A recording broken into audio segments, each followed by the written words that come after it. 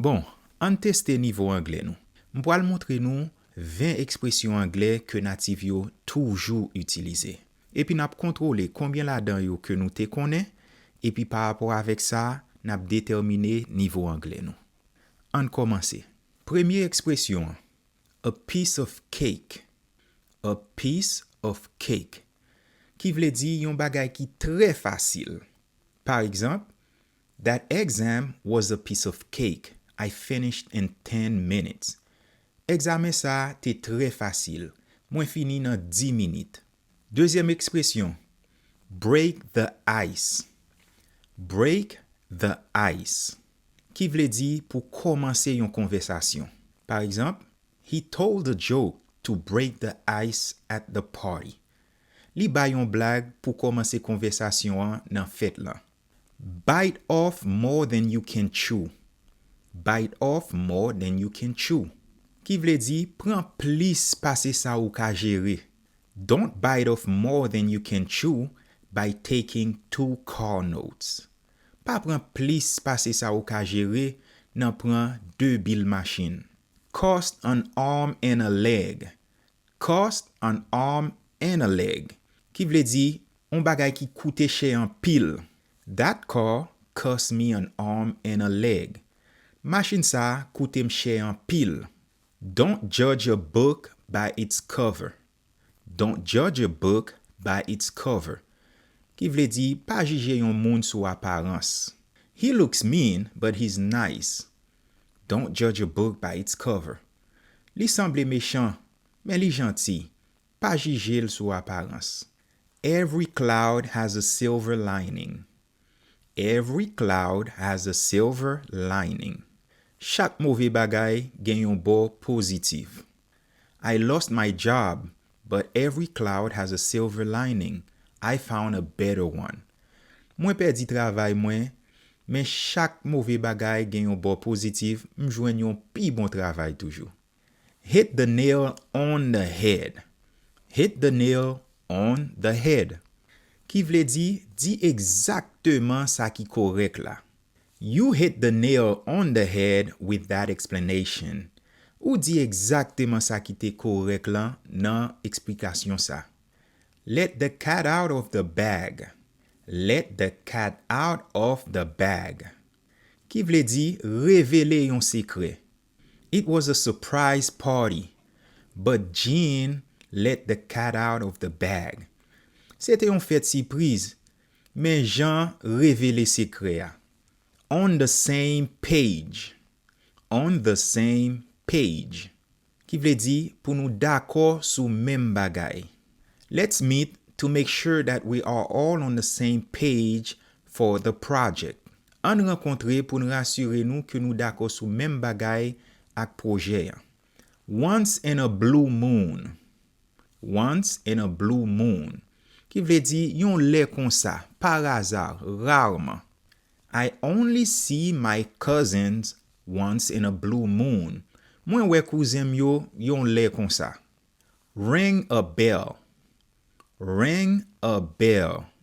Sonen yon ti cloche ou bien s'assemble habitye. That name doesn't ring a bell. Have we met before? Non sa, pa di manyen non. Eske nou deja renkontre? Spill the beans. Spill the beans. Ki vle di, bay tout detay. Dévoile tout sekre. Come on. Spill the beans.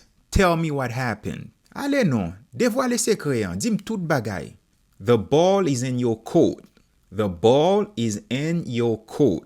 Ki vle di, balon an pied ou, jwet nan men ou. I sent the offer. Now the ball is in your coat. Mwen voye off lan pou ou, kounya la, jwet nan mon, balon nan pied ou. Under the weather. Under the weather. Ki vle di, mwen yon jan malade. I'm feeling a bit under the weather, so I'm staying home. Mwen senti mon ti jan malade, ki donk ma prete la kay mwen. When pigs fly. When pigs fly. Ki vle di, le cochon vole, sa pap jam rive. He will clean his room when pigs fly. Lap netwaye cham li, le cochon vole, ki donk sa pap jam rive. A drop in the bucket. A drop in the bucket. Ki vle di, yon ti gout nan lanme. Pa anpil du tout.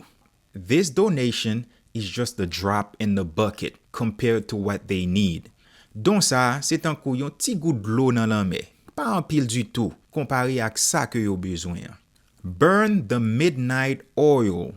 Burn the midnight oil. Ki vle di, travay jouk bien ta.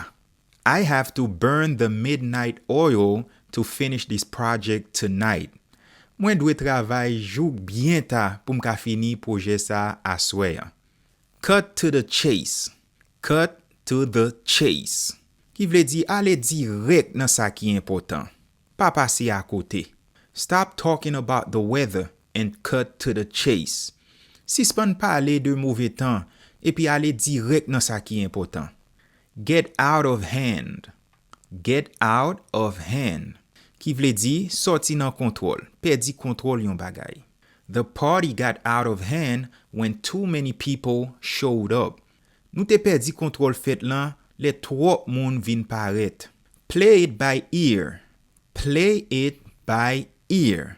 Jouer li jan sa vini, pran desisyon sou plas. We don't have a plan for dinner. Let's just play it by ear. Nou pa gen yon plan pou dine, an jouer li jan sa vini. An pran desisyon sou plas. Kontrole konbien nan ekspresyon sa yo ke nou te konen, epi metel nan espas komantèr la. Si nou te konen plus ke 15, sa vle di nivo anglè nou avanse. E si nou konen mwens ke 5, nivo anglè nou nan debitan toujou. Epi, rejwen nou nan akademi an pou nou ka pran kou anglè an lin. Ki sa hit the books vle di? Hit the books se yon lot fason pou di study, ki signifi etidye. Hit the books. I have to hit the books before my exam. Fok mwen etidye avan examem nan. Hit the sack.